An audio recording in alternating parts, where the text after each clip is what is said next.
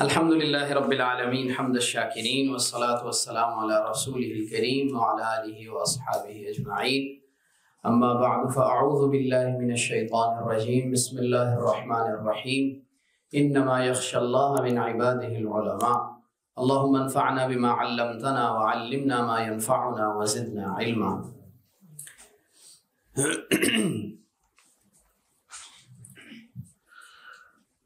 مہمانان گرامی اور عزیز طلبہ و طالبات، عظیم شخصیات تاریخ پر گہرے اثرات مرتب کرتی ہیں، اور اسلامی تاریخ میں جتنے لوگ علم کی خدمت کرتے آئے ہیں، کسی اور مذہب اور ثقافت میں آپ کو اتنے لوگ کسی بھی علم کی خدمت کرنے والے نہیں ملیں گے، چاہے یونانی تہذیب ہو چاہے مغربی تہذیب ہو۔ میں کوشش کروں گا کہ ابن حجر عسقلانی رحمۃ اللہ علیہ کی شخصیت اور ان کی خدمات پر گفتگو کے ساتھ ساتھ ان کی خدمات سے یا ان کی حیات سے، ان کی زندگی سے جو اسباق ہمیں ملتے ہیں ان کو بھی ساتھ ساتھ بیان کرتا جاؤں۔ علامہ ابن حجر عسقلانی رحمۃ اللہ علیہ مصر میں پیدا ہوئے، مصر میں ہی پلے بڑھے اور مصر میں ہی آپ کا انتقال ہوا۔ البتہ چونکہ آپ کے آباء و اجداد کا اصل وطن وہ اسقلان تھا جو شام اور فلسطین کے درمیان واقع ہے، اس لیے ان کو اسقلانی کہا جاتا ہے۔ اور چونکہ ان کے آباء و اجداد میں سے بعض کے نزدیک ان کے دادا اور بعض کے نزدیک ان کے پردادا، وہ اپنے ساتھ کنیت ابن حجر لگاتے تھے۔ آپ کو پتا ہے کہ عربی کے اندر اسم تین طرح کا ہوتا ہے، ایک اس میں محض ہوتا ہے، ایک اس میں کنیت ہوتا ہے، اور ایک اس میں لقب ہوتا ہے۔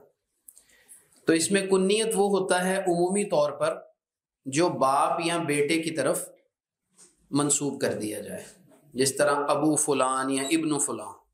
لیکن کبھی کبھی ایسا بھی ہوتا ہے کہ کسی علاقے کی طرف بھی منسوب کر کے اس کو کنیت بنا دیا جاتا ہے۔ تو ان کے دادا یا پردادا نے یہ لقب کیوں اختیار کیا، اس کی تو کوئی وجہ کتابوں میں ہمیں نہیں ملتی، اس لیے اس اعتبار سے یہ ابن حجر ہیں اور اس اعتبار سے یہ عسقلانی ہیں۔ لیکن چونکہ مصر میں پیدا ہوئے تو اس لیے ان کو المصری بھی کہا جاتا ہے۔ قاہرہ میں زندگی گزاری، اس لیے قاہرہ کی طرف بھی نسبت کر دی جاتی ہے۔ علامہ ابن حجر عسقلانی رحمۃ اللہ علیہ کا جو زمانہ ہے وہ 8ویں اور 9ویں صدی ہجری کا بنتا ہے، اور یہ وہ زمانہ ہے جس میں مصر کے اندر ہر فن کے علماء کھنچے چلے آتے تھے، اور اس کی بڑی وجہ یہ تھی کہ بغداد کی اور ادھر مشرقی علاقوں کی اینٹ سے اینٹ بجا دی تھی منگولوں نے، جس وجہ سے علماء وہاں بھی نہیں رہ سکتے تھے۔ اور ادھر جس کو المغرب العربی کہا جاتا ہے، یہ اندلس کا علاقہ ہے، ان علاقوں کے اندر صلیبیوں نے بہت ظلم کیا تھا، اس لیے علماء آہستہ آہستہ مصر میں جمع ہوتے چلے گئے، اور یہی وجہ ہے کہ آپ کو مصر میں دفن ہونے والے بے شمار علماء کا ذکر ملتا ہے۔ علامہ ابن حجر عسقلانی رحمۃ اللہ علیہ جس زمانے میں ہوئے، یعنی 8ویں اور 9ویں صدی ہجری میں، یہ مصر کے اندر عہد ممالک کہلاتا ہے، یعنی مصر میں اس وقت ممالک جو لوگ تھے ان کا لقب ممالک پڑ گیا تھا، ان کی حکمرانی تھی۔ ان کے دو مختلف گروہ بنتے ہیں آگے، اور اس کی ایک مستقل پھر کچھ تفصیل ہے، لیکن جو بات ہماری سمجھنے کی ہے وہ یہ کہ آپ اگر اسلامی تاریخ کا مطالعہ کریں تو اسلامی تاریخ میں آپ کو یہ چیز بڑی واضح نظر آئے گی کہ ہمیشہ حکمرانوں نے علماء کی قدردانی کی ہے اور علماء کی سرپرستی کی ہے اور علماء کو علم کے لیے فارغ کیا ہے، علم کے حصول کے لیے انہیں فارغ رکھا ہے۔ علماء کو کسی بھی دور کے اندر یہ مشکل درپیش نہیں تھی کہ اگر وہ علم کی خدمت کریں گے تو ان کی زندگی کس طرح گزرے گی، ان کے گھر والے کس طرح گزارا کریں گے۔ یہ اسلامی تاریخ میں آپ کو کہیں بھی نہیں ملے گا۔ اب یہ جو ممالک کا دور تھا، اس دور کے اندر بھی اگرچہ یہ لوگ سارے کے سارے جنگجو تھے اور جنگیں کرنا ان کے لیے ایک کھیل تھا، لیکن اس کے باوجود ان لوگوں نے علماء کی سرپرستی کی۔ بڑے بڑے اوقاف سے مراد یہ ہوتا ہے کہ کوئی ایک علاقہ یا کوئی ایک عمارت یا بہت سی عمارتیں، ان کی آمدنی کو علماء کے لیے اور مدارس کے لیے مختص کر دیا جاتا، ان کو اوقاف کہا جاتا۔ ہمارے ہاں بھی ہندو اوقاف بھی ہے، مسلم اوقاف بھی ہے ہمارے پاکستان میں۔ تو یہ اوقاف اس لیے بنائے جاتے ہیں تاکہ علماء ہر دور کے اندر اپنا اپنا کام یکسوئی کے ساتھ کرتے رہیں اور انہیں مالی اعتبار سے کوئی دقت اور پریشانی نہ ہو۔ تو ایک تو یہ ہمیں سبق ملتا ہے، اور ہمارے حکمرانوں کے لیے اس میں ایک بہت بڑا سبق ہے اور ان کے لیے ایک بہت بڑی عبرت ہے کہ وہ علماء کی سرپرستی کریں۔ اچھا، یہاں پہ ایک جملہ معترضہ کے طور پہ اور بات بھی آپ کو بتا دوں کہ علماء کے کام میں بھی کبھی حکمرانوں نے دخل نہیں دیا۔ یعنی اسلامی تاریخ کے اندر ہمیشہ قانون سازی پرائیویٹ رہی ہے، کبھی بھی قانون سازی وہ حکومت کی سرپرستی میں نہیں چلی۔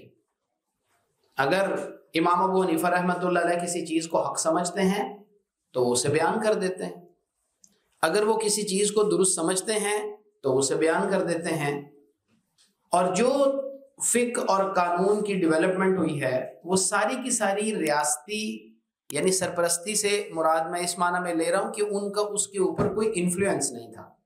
ہمیشہ تاریخ میں آپ کو یہی ملے گا۔ یہ تو ایک بات تھی جو میں نے آپ کو بتا دی، ایک اہم بات تھی۔ علامہ ابن حجر اسقلانی رحمۃ اللہ علیہ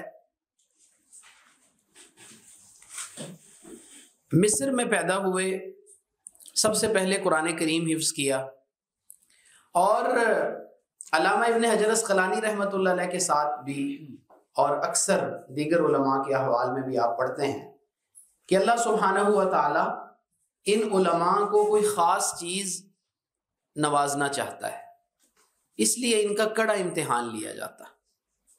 علامہ ابن حجر اسقلانی رحمۃ اللہ علیہ ابھی 4 سال کے تھے، اور آپ کی ایک بہن تھیں جن کا نام ست الرکب تھا، وہ 7 سال کی تھیں کہ آپ کے والد کا انتقال ہو گیا۔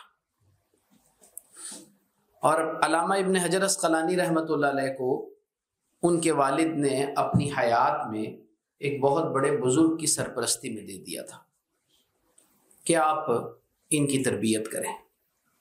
علامہ ابن حجر اسقلانی رحمۃ اللہ علیہ نے قرآن کریم حفظ کیا، اور 12 سال کی عمر میں مصر سے سفر کر کے اپنے وصی کے ساتھ، وصی اس شخصیت کو کہا جاتا ہے جس کو کسی کی سرپرستی کے لیے فوت ہونے والا مختص کر کے جاتا ہے، اس کو وصی کہا جاتا ہے، واو صاد یا کے اوپر شد۔ تو علامہ ابن حجر اسقلانی رحمۃ اللہ علیہ کے جو وصی تھے وہ آپ کو حج پہ لے کے گئے، اور شیخ نے وہاں حرم مکی کے اندر خانہ کعبہ کے پاس نماز تراویح میں لوگوں کی امامت کی۔ علامہ ابن حجر اسقلانی رحمۃ اللہ علیہ نے مصر میں، چونکہ اس دور کا مصر یہ آج کا مصر تو نہیں تھا، اس لیے آپ پڑھتے ہیں کتابوں میں اور علامہ کے حالات میں خاص لکھا ہے کہ یہ کہا جاتا ہے کہ علامہ پہلے مصر میں تھے پھر قاہرہ میں آ گئے۔ تو یہ جو فرق کیا جاتا ہے یہ اس لیے کیا جاتا ہے کہ مصر کو 2 حصوں میں تقسیم کر دیا جاتا تھا، تو اس لیے پھر قاہرہ کا ذکر علیحدہ سے کیا جاتا تھا۔ تو علامہ ابن حجر اسقلانی رحمۃ اللہ علیہ نے پورے مصر کے اندر، جس کی حدود بہت وسیع تھیں، مختلف سفر کیے علم حدیث کے حاصل کرنے کے لیے اور دیگر علوم کے حاصل کرنے کے لیے۔ پھر علامہ ابن حجر اسقلانی رحمۃ اللہ علیہ نے قریب قریب کے علاقوں کا بھی سفر کیا، چنانچہ حجاز کا، یمن کا اور شام کا ذکر آتا ہے، جہاں علامہ ابن حجر رحمۃ اللہ علیہ تشریف لے گئے اور بڑے بڑے علماء سے کسب فیض کیا۔ علامہ ابن حجر اسقلانی رحمۃ اللہ علیہ نے کن کن اساتذہ سے کسب فیض کیا، اس کی تو ایک لمبی فہرست ہے کہ جن اساتذہ سے آپ نے پڑھا، لیکن یہاں پہ ایک نقطہ جو آپ کے سمجھنے کے لیے ہے وہ یہ کہ علامہ ابن حجر اسقلانی رحمۃ اللہ علیہ کی اساتذہ میں کئی خواتین کا ذکر ملتا ہے جن سے آپ نے پڑھا اور ان سے حدیث کی سند آپ نے لی، حدیث ان سے پڑھی۔ اس پر اگر آپ نے ڈیٹیل سے دیکھنا ہو تو ڈاکٹر اکرم ندوی صاحب کی کتاب ہے الوفا باخبار النساء، تو بہت عمدہ کام ہے اور کئی جلدوں میں ہے، جس میں آپ نے اسلامی تاریخ میں جتنی خواتین معلمات گزری ہیں اور جن کی کچھ تصانیف تھیں یا انہوں نے پڑھایا، ان سب کا ذکر کیا ہے، اور وہ بہت مبسوط کتاب ہے، کئی جلدوں میں ہے کتاب۔ علامہ ابن حجر اسقلانی رحمۃ اللہ علیہ کا دور، جیسا کہ میں نے بتایا کہ وہ علم کا دور تھا، چنانچہ حضرت عمر بن عاص کے نام سے ایک مسجد قاہرہ میں موجود ہے جس کو جامع عمر بن العاص کہا جاتا ہے۔ اندازہ لگا لیجئے کہ صرف اس مسجد کے اندر 40 حلقے لگا کرتے تھے، فقہ، تفسیر، حدیث وغیرہ کے، اور اس دور کے جو مدارس ہیں تو لکھا ہے کتابوں میں کہ صرف مصر کے اندر 1000 مدارس تھے، صرف مصر کے اندر 1000 مدارس اس دور میں موجود تھے، جس میں علامہ ابن حجر اسقلانی رحمۃ اللہ علیہ نے وقت گزارا ہے۔ جس دور میں یتیمی یہ انسان کو بہت کچھ سکھاتی ہے، اور اگر ایک یتیم انسان، یتیم بچہ، ظاہری بات ہے فقہ کے اعتبار سے جب کوئی بالغ ہو جاتا ہے تو پھر وہ یتیم نہیں رہتا۔ ہمارے ہاں مانگنے والے آتے ہیں نا تو 18 20 25 سال کے ہو کے کہتے ہیں جی ہم تو یتیم ہیں۔ یتیم فقہ میں وہی ہوتا ہے جو نابالغ ہے، جب وہ بالغ ہو گیا، بالغ ہونے کے بعد کوئی یتیم نہیں ہے، اس لیے کہ اب تو وہ خود کما سکتا ہے۔ تو جو یتیم ہوتا ہے اگر وہ ٹریک پہ رہتا ہے تو اللہ سبحانہ و تعالیٰ اس پر آنے والے امتحانات اور اس پر آنے والی آزمائشوں کے بدلے میں اسے کوئی خاص چیز عنایت فرماتے ہیں۔ چنانچہ دیکھ لیجئے کہ علامہ ابن حجر اسقلانی رحمۃ اللہ علیہ نے چونکہ یتیمی میں وقت گزارا تھا، لہٰذا اس کا نتیجہ یہ ہوا کہ آپ اپنے وقت کے اندر حدیث کے سب سے بڑے استاد سمجھے جاتے تھے۔ ایک جگہ پہ علامہ شمس الدین سخاوی جو آپ کے شاگرد ہیں انہوں نے لکھا ہے کہ شیخ نے ایک دفعہ فرمایا کہ میں حرم گیا اور میں نے جا کے اللہ سبحانہ و تعالیٰ سے دعا کی کہ یا اللہ مجھے حافظ ذہبی سے زیادہ حافظہ ملے۔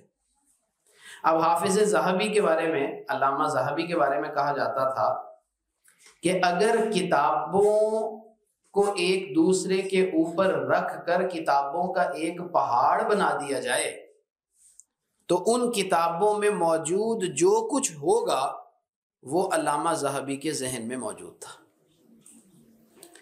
تو علامہ شمس الدین سخاوی رحمۃ اللہ علیہ نے لکھا ہے کہ شیخ نے فرمایا کہ پھر میں جب دوسری دفعہ حاضر ہوا، کئی حج کیا آپ نے، تو میں نے پھر یہ دعا کی کہ یا اللہ اب مجھے علامہ ذہبی سے بھی زیادہ حافظہ عنایت فرما۔ تو علامہ شمس الدین سخاوی رحمۃ اللہ علیہ جو ان کے سب سے بڑے شاگرد شمار ہوتے ہیں، وہ کہا کرتے تھے کہ شیخ کا حافظہ اور شیخ کا جو علم کی وسعت ہے وہ علامہ ذہبی رحمۃ اللہ علیہ سے بھی زیادہ ہے۔ بہرحال تو ایک تو شیخ کو اس یتیمی کی وجہ سے اللہ تبارک و تعالیٰ کی طرف سے یہ خاص چیز عنایت ہوئی کہ آپ حدیث کے سب سے بڑے اپنے دور کے استاذ بنے۔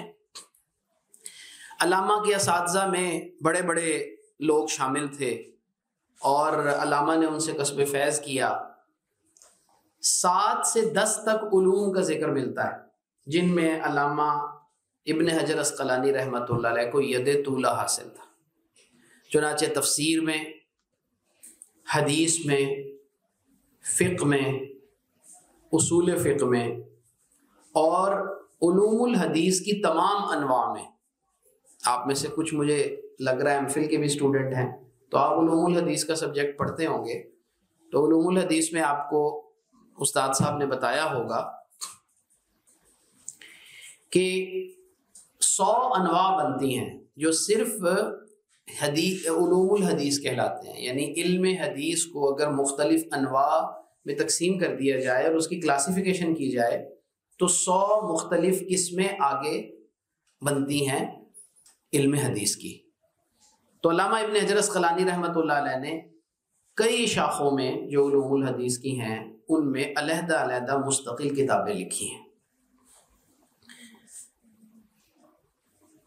علامہ ابن حجر اسقلانی رحمۃ اللہ علیہ کی زندگی کے بارے میں آپ کو بتا رہا تھا کہ چونکہ یتیم ہو گئے تھے اور والد صاحب نے جن کے حوالے کیا تھا ان کے ماتحت آپ نے پہلے اپنے حصول علم کے لیے کوششوں کا آغاز کیا. پھر چلتے چلتے علامہ ابن حجر اسقلانی رحمۃ اللہ علیہ کے پاس ایک بہت بڑی تعداد شاگردوں کی اکٹھی ہو گئی. شیخ نے اپنی زندگی میں 4 شادیاں کی اور علامہ ابن حجر اسقلانی رحمۃ اللہ علیہ کی 6 بیٹیاں پیدا ہوئیں.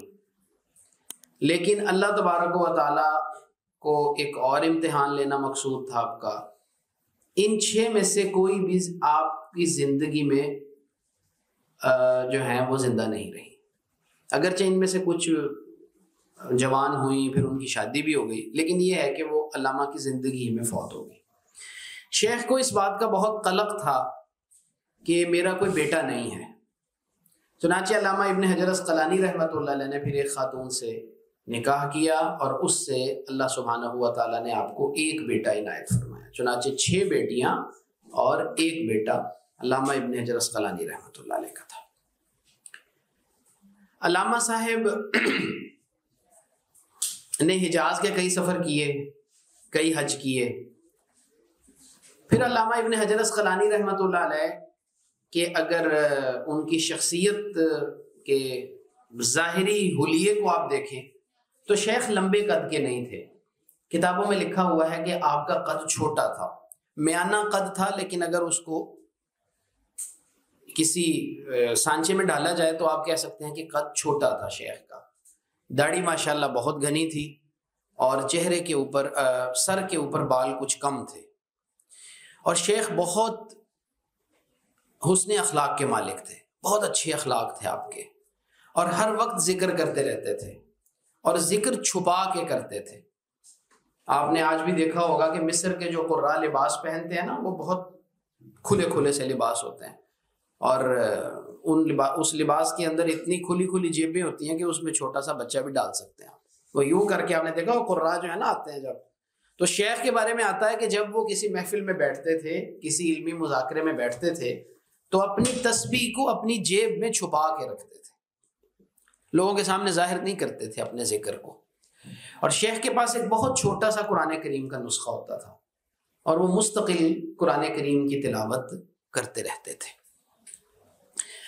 جیسا کہ صاحبزادہ صاحب نے بھی ابھی ذکر کیا، علامہ ابن حجر اسقلانی رحمۃ اللہ علیہ نے اپنے اساتذہ پر، اپنے معاصرین پر، اپنے سے پہلے گزرے ہوئے لوگوں کے اوپر کئی مسائل میں اختلاف کیا ہے اور ان کی کئی باتوں کے اوپر تنقید کی ہے. بے شمار باتیں جن میں علامہ کی رائے بالکل مختلف تھی اور علامہ نے کبھی اس بات کی پرواہ نہیں کی کہ کوئی دوسرا میرے بارے میں کیا کہے گا. اچھا، شیخ علامہ ابن حجر اسقلانی رحمۃ اللہ علیہ کی آپ زندگی کو دیکھیے تو آپ کو اندازہ ہوگا کہ ایک شخص کو جو برکتیں عطا کی جاتی ہیں ان میں سے ایک برکت جو ہے وہ وقت کی برکت ہوتی ہے. وقت کی برکت ہوتی ہے. میں اکثر کہا کرتا ہوں کہ اہل اللہ کو 2 کرامتیں حاصل ہوتی ہیں. ایک کرامت جس کا ذکر ہمیں کتابوں میں ملتا ہے اس کو طی الارض کہا جاتا ہے. زمین ان کے لیے سمیٹ دی جاتی ہے، زمین لپیٹ دی جاتی ہے. چنانچہ آپ نے حضرت علی حجویری رحمۃ اللہ علیہ کے بارے میں پڑھا، دوسرے لوگوں کے بارے میں پڑھا کہ اتنے وقت میں اتنا لمبا سفر طے کر لیا. اب اتنا لمبا سفر تو طے ہو ہی نہیں سکتا، تو کس طرح کر دیا؟ زمین ان کے لیے سمیٹ دی جاتی ہے۔ اور دوسری برکت جو انہیں حاصل ہوتی ہے وہ وقت کی برکت ہے۔ اب دیکھیے علامہ ابن حجر اسقلانی رحمۃ اللہ علیہ نے شادیاں بھی کی، اپنی خانگی زندگی بھی تھی۔ شیخ 4 سے 5 مرتبہ پورے مصر کے قاضی القضات بھی رہے ہیں، چیف جسٹس بھی رہے ہیں، قضاء کے عہدے پہ بھی فائز رہے ہیں، اس کی اپنی مصروفیات ہیں، اور اس کے ساتھ ساتھ تدریس بھی ہے، اور علامہ کے بے شمار شاگرد ہیں۔ ان ساری مصروفیات کے ساتھ شیخ نے جو کتابیں تصنیف کی ان کی تعداد تقریباً 200 ہے۔ 200 کتابیں علامہ ابن حجر اسقلانی رحمۃ اللہ علیہ نے تصنیف کی ہیں۔ بعض نے کم بھی لکھی ہیں، بعض نے ان کو، علامہ شمس الدین سخاوی رحمۃ اللہ علیہ نے کو 165 کے قریب ذکر کیا ہے۔ اور یہ کوئی ایسی کتابیں نہیں ہیں جس طرح ہمارے ہاں لوگ کہتے ہیں جی میرا نام gains book of world record میں آ گیا، کیوں جی؟ کہتے ہیں جی میری 1000 کتابیں ہو گئی۔ وہ 1000 کتابیں کس طرح ہو گئی ہیں؟ کتنی کتابیں ہیں حجم کی؟ وہ بہت چھوٹی چھوٹی کتابیں ہوتی ہیں، ٹھیک ہے ان کا کام ہے، لیکن شیخ کا کام ایسا نہیں تھا، کئی جلدوں پر مشتمل کتابیں، اور اس کے ساتھ ساتھ قرآن پاک کی تلاوت، ذکر، اذکار، یہ میں نے جیسا کہ عرض کیا مستقل شیخ کا وظیفہ تھا۔ تو یہ برکت ہے، اور یہ برکت انسان کو اس وقت حاصل ہوتی ہے جب وہ علم کے ساتھ ساتھ تقوی اختیار کرتا ہے۔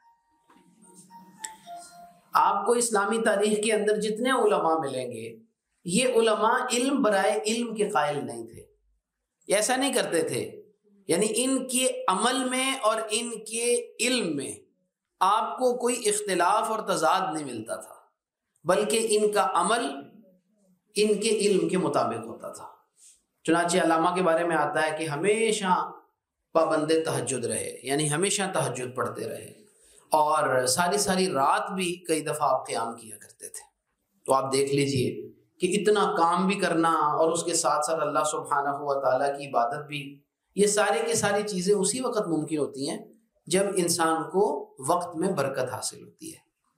آج آپ دیکھ لیجئے ہم لوگ سارے کا سارا دن مکمل کرنے کے بعد جب گھروں کو لوٹتے ہیں تو ہم کہتے ہیں جی بہت تھکاوٹ ہو گئی ہے۔ اچھا کیا ہے؟ کچھ بھی نہیں، یوز لیس ایکٹیویٹیز ہیں اور نتیجہ کچھ بھی نہیں ہے۔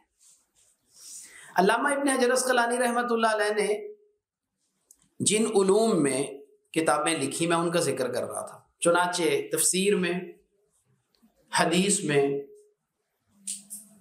فقہ میں، اصول فقہ میں، تاریخ میں، لغت میں، ادب میں، صرف میں، نحو میں، ان تمام علوم میں آپ کی کتب موجود ہیں، اور جیسا کہ میں نے عرض کیا ان کتابوں کی جو تعداد ہے وہ تقریباً 200 کے قریب ہے۔ اب ایک انتہائی یعنی اختصار کے ساتھ علامہ ابن حجر اسقلانی رحمۃ اللہ علیہ کی جو کتابیں ہیں ان پہ ایک نظر ڈال لیتے ہیں۔ نہ سب کتابوں کا ذکر ہو سکتا ہے، لیکن جو مشہور کتابیں ہیں صرف ان کا ذکر میں کر دیتا ہوں۔ علامہ ابن حجر اسقلانی رحمۃ اللہ علیہ کی شہرت جن کتابوں کی وجہ سے ہوئی ان میں سب سے پہلے نام آتا ہے فتح الباری کا۔ علامہ ابن حجر اسقلانی رحمۃ اللہ علیہ چونکہ آپ نے تمام علوم میں کتابیں تصنیف کی، لیکن آپ کا اصل جو میدان تخصص تھا وہ حدیث مبارکہ تھا، اور بخاری شریف کے بارے میں آپ کو پتہ ہے کہ علماء یہ کہتے ہیں کہ اصح الکتب بعد کتاب اللہ الجامع الصحیح للبخاری، اللہ سبحانہ و تعالیٰ کی کتاب کے بعد سب سے صحیح کتاب وہ بخاری ہے۔ تو بخاری کی اس اہمیت کے پیش نظر علامہ ابن حجر اسقلانی رحمۃ اللہ علیہ نے اس کی شرح لکھی۔ اچھا، اب بخاری کی شروع تو پہلے بھی بہت سے لکھی گئی تھی، اور علامہ ابن حجر اسقلانی رحمۃ اللہ علیہ کے معاصر علامہ بدر الدین عینی نے بھی بخاری کی شرح لکھی، عمدۃ القاری۔ پھر ڈسٹنکشن کیا ہے فتح الباری کا، یہ سمجھنا چاہیے، کیوں فتح الباری کی اتنی اہمیت بنی؟ تو ایک تو وجہ یہ ہے کہ فتح الباری کا جو مقدمہ ہے ہدی الساری، یہ مقدمہ، اس کے بارے میں علامہ سخاوی علیہ الرحمہ کا کہنا ہے کہ اس جیسی کتاب کوئی تصنیف نہیں کی گئی۔ شیخ نے اس کتاب کے اندر 10 فصلیں بنائی ہیں، اور ان 10 فصول کے اندر شیخ نے یہ بتایا ہے کہ بخاری کی اہمیت کیوں ہے اور بخاری کی شرائط کیا ہیں۔ آپ کو معلوم ہوگا کہ جب بھی کوئی محدث اپنی کتاب میں احادیث کو لے کے آتا ہے، چونکہ یہ وہ دور تھا جس دور کے اندر سند متصل کے ساتھ جو حدیث مبارکہ ہوتی تھی اس کو اس طرح سے تو بیان نہیں کیا جاتا تھا، اس طرح سے اس کا آپس میں مذاکرہ نہیں ہوتا تھا جس طرح قدیم دور میں ہوتا تھا۔ اب تو کتابوں میں حدیث مبارکہ کو ذکر کر دیا جاتا تھا، سند کتاب کے اندر آ جاتی تھی جتنی سند کتاب کی میں آنی چاہیے، یعنی امام بخاری رحمۃ اللہ علیہ سے لے کے نبی اکرم صلی اللہ علیہ وآلہ وسلم تک کی سند آ گئی، اور پھر امام بخاری رحمۃ اللہ علیہ سے لے کے آگے اس شخصیت تک جو امام بخاری رحمۃ اللہ علیہ کی کتاب کی شرح کر رہا ہے، وہ سند کتاب میں ذکر نہیں کی جاتی تھی۔ آج بھی جب ہم کسی مدرسے میں پڑھتے ہیں تو استاد ہمیں اس کتاب کے لکھنے والے تک اپنی جو سند ہے وہ ایک مرتبہ سبق میں سنا دیتے ہیں۔ یعنی اگر آپ مثال کے طور پہ مجھ سے صحیح بخاری پڑھیں تو میں آپ کو اپنے استاد سے امام بخاری رحمۃ اللہ علیہ تک کی ساری سند بتا دوں گا۔ یہ پوری کی پوری چین جو ہے یہ بالکل محفوظ ہے، اس لیے ایسا نہیں ہے کہ میں آپ کو امام بخاری رحمۃ اللہ علیہ کی کتاب پڑھاؤں گا تو میں آپ کو ویسے ہی پڑھا دوں گا اور میرے پاس کوئی سند نہیں ہوگی اس کی، لیکن وہ سند کتاب میں بیان نہیں کی جاتی۔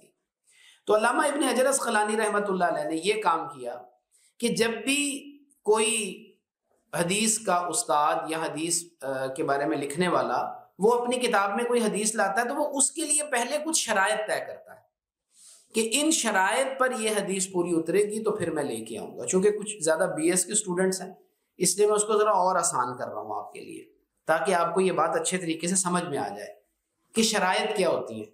تو شرائط کا مطلب یہ ہوتا ہے کہ حدیث مبارکہ تو ہے، اور حدیث مبارکہ جو ہے اس کو وہ محدث صحیح بھی سمجھتا ہے، لیکن ہو سکتا ہے کہ اس نے کچھ ایکسٹرا آرڈنری کنڈیشنز اپنے لیے طے کر لی ہوں کہ یہ کنڈیشنز جو ہیں یہ پوری ہوں گی اگر راوی کے اندر تمام راوی اگر میری ان شرائط پر پورا اتریں گے تو پھر میں ان کی جو حدیث ہے وہ اپنی کتاب میں ذکر کروں گا۔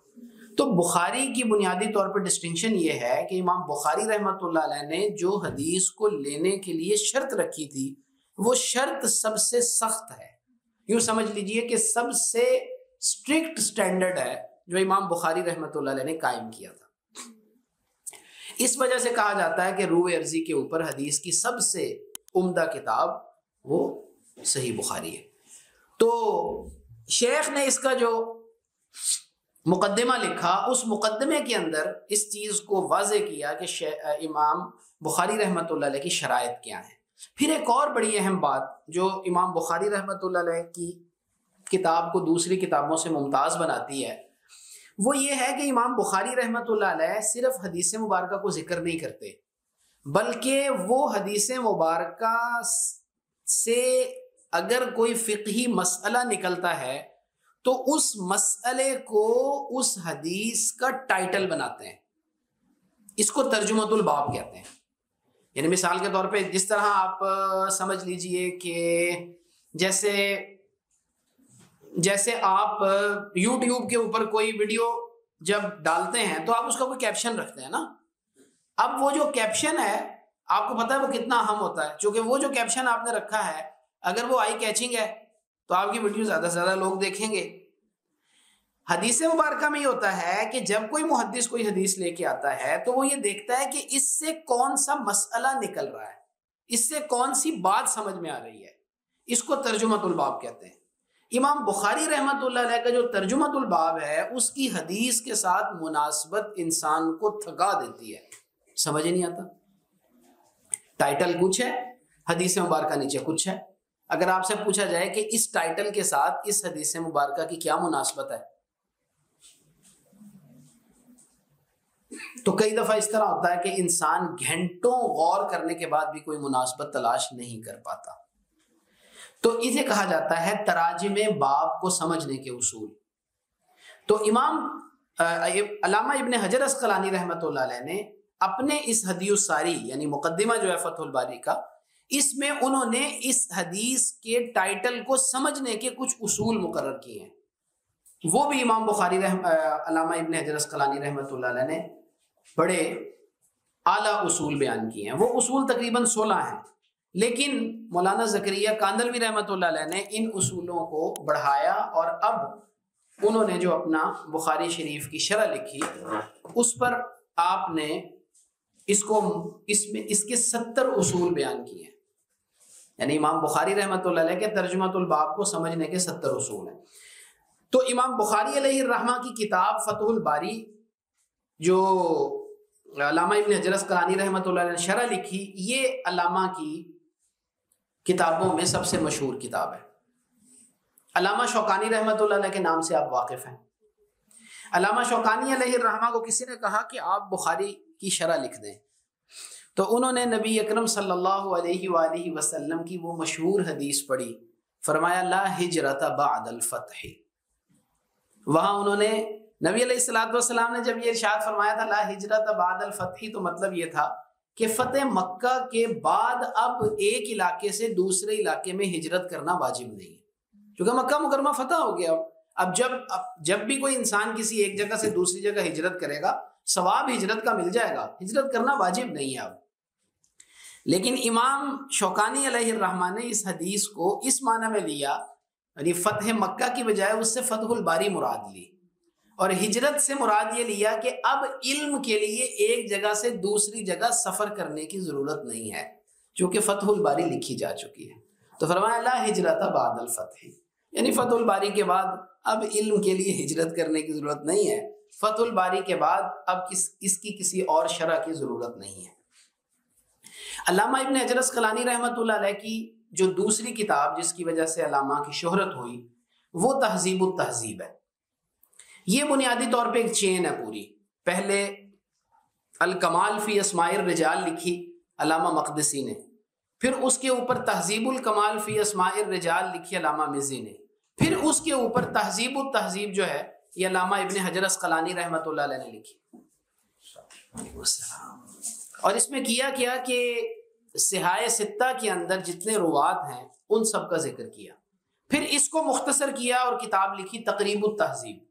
تقریب التہذیب یہ خلاصہ ہے، سمری ہے تہذیب التہذیب کی، اس کی وجہ سے علامہ کی بہت شہرت ہوئی۔ پھر ایک اور کتاب جو علامہ ابن حجر اسقلانی رحمۃ اللہ علیہ کی شہرت کا سبب ہوئی، وہ صحابہ کرام رضوان اللہ علیہم اجمعین کے حالات پر آپ کی کتاب ہے الاصابہ فی تمییز الصحابہ، جس میں حضرت نے 12,000 کے قریب صحابہ کرام رضوان اللہ علیہم اجمعین کا ذکر کیا، اور ان میں تقریباً 1500 خواتین کا بھی ذکر ہے، صحابیات کا بھی ذکر ہے، صحابہ کا بھی ذکر ہے۔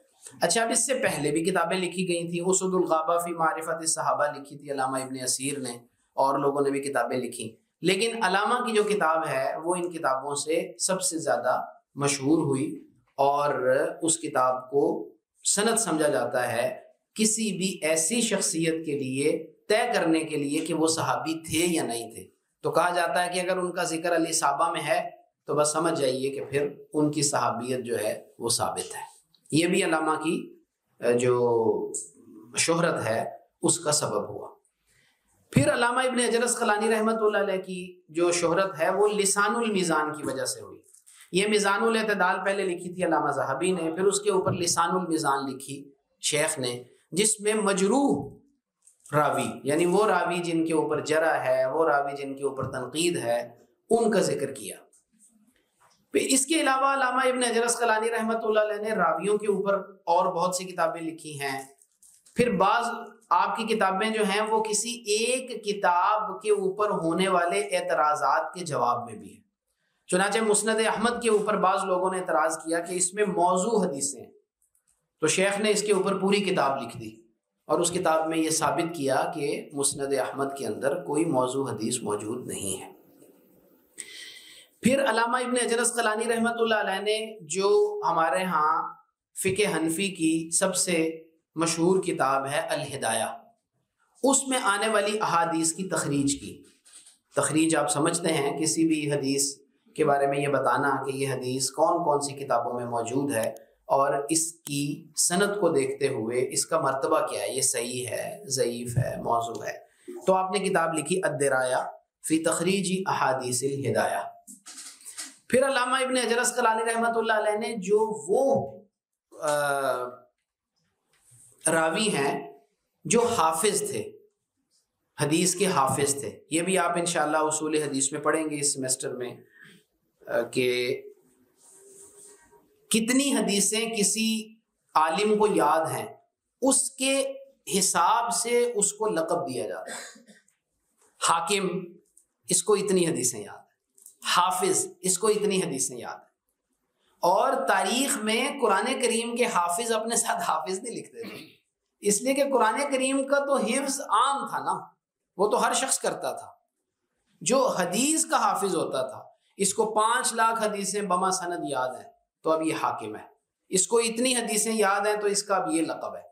تو علامہ ابن حجر اسقلانی رحمۃ اللہ علیہ نے جو حفاظ تھے، یعنی حدیث مبارکہ جن کو یاد تھی اور جن کو حدیث مبارکہ حفظ تھی بہت بڑی تعداد میں، ان کے اوپر بھی آپ نے ایک مستقل کتاب لکھی.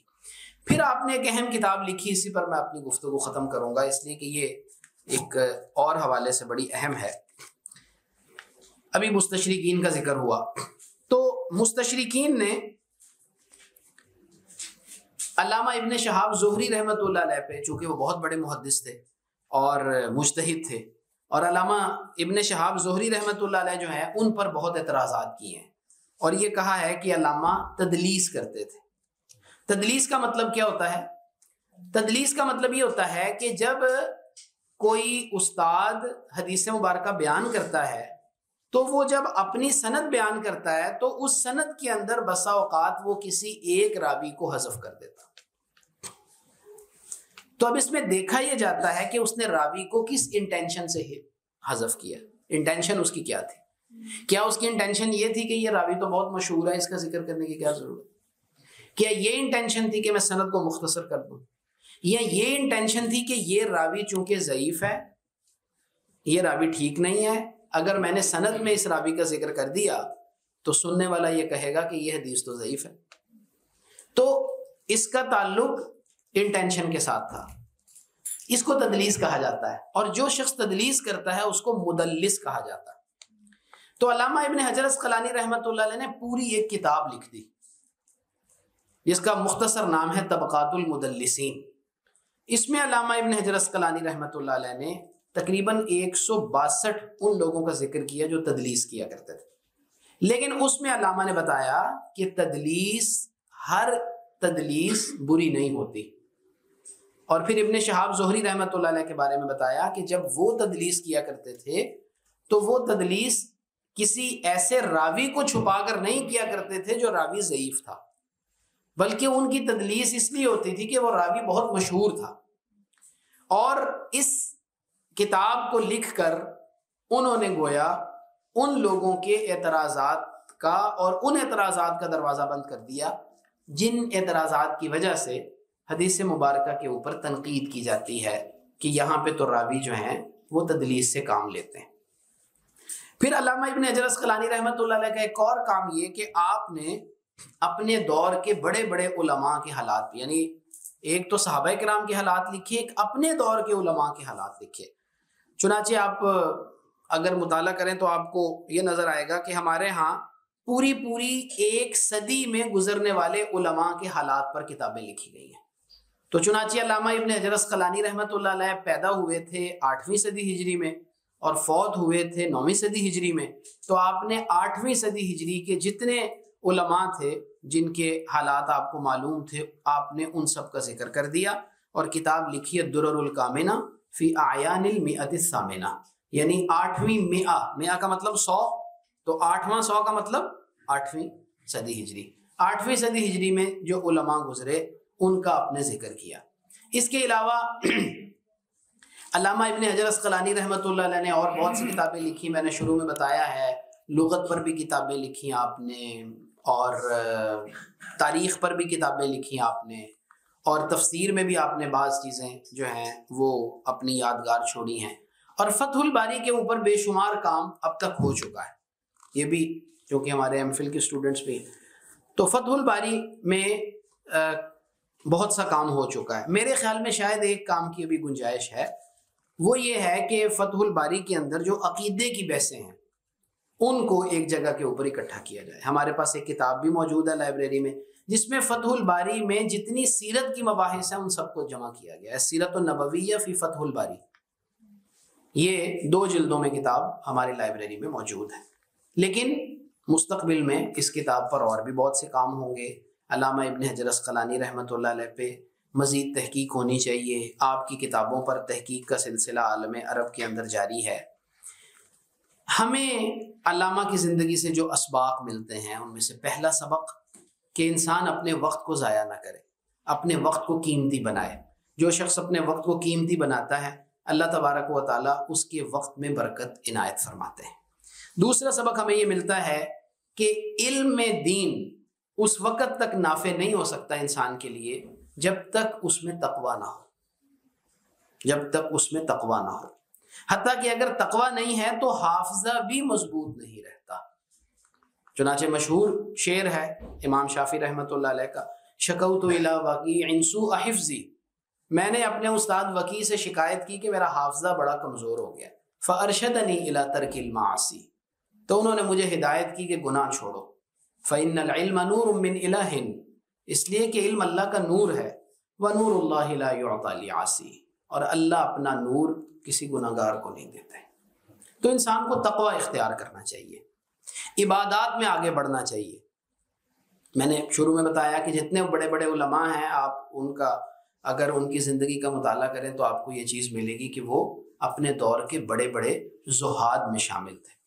اچھا، ایک بات کا ذکر صاحبزادہ صاحب نے بھی کیا، میں اس کی ذرا تھوڑی سی وضاحت کر دوں. علامہ ابن حجر اسقلانی رحمۃ اللہ علیہ کے بارے میں یوں تو عام کتابوں کے اندر کسی شیخ کا ذکر نہیں ملتا جن سے آپ نے باقاعدہ بیعت کی ہو. تصوف کی بیعت، بیعت ارشاد، بیعت تصوف آپ نے کی ہو. لیکن بعض کتابوں میں آپ کے شیخ کا بھی ذکر ملتا ہے، اور اس دور کے اندر باقاعدہ خانقاہیں مصر کے اندر موجود تھی. چنانچہ یہ واقعہ بھی کتابوں میں ملتا ہے کہ شیخ کے والد کی کوئی اولاد زندہ نہیں رہتی تھی. شیخ کے والد کی کوئی اولاد زندہ نہیں رہتی تھی، بچہ پیدا ہوتا تھا فوت ہو جاتا تھا. تو پھر شیخ اپنے دور کے ایک بہت بڑے صوفی بزرگ کے پاس گئے اور ان سے جا کے دعا کروائی. تو انہوں نے اس دعا کے کرنے کے بعد یہ کہا کہ تمہیں اللہ سبحانہ و تعالیٰ ایک ایسا بیٹا عنایت فرمائیں گے کہ پوری دنیا ان کے علم سے استفادہ کرے گی. یہ شیخ نے خود واقعہ لکھا ہے. اچھا، پھر شیخ کی زندگی سے ایک اور ہمیں جو سبق ملتا ہے وہ یہ کہ آپ کی چونکہ بہن آپ سے صرف 3 سال بڑی تھی جن کا میں نے ذکر کیا، لیکن شیخ نے جب ان کا ذکر کیا ہے تو کہا ہے وَهِيَ أُمِّي بَعْدَ أُمِّي، وہ میری والدہ کے بعد میری والدہ تھی. اور انہوں نے لکھا ہے کہ جس طرح میری بہن نے میری تربیت کی ہے وہ بے مثال ہے. تو آپس کی محبت کا بھی سبق ہمیں شیخ کی زندگی سے ملتا ہے. اللہ تبارک و تعالی ہمیں ان مشاہیر کی زندگیوں کو پڑھنے کی اور ان سے استفادہ کرنے کی توفیق عطا فرمائے. وآخر دعوانا الحمدللہ.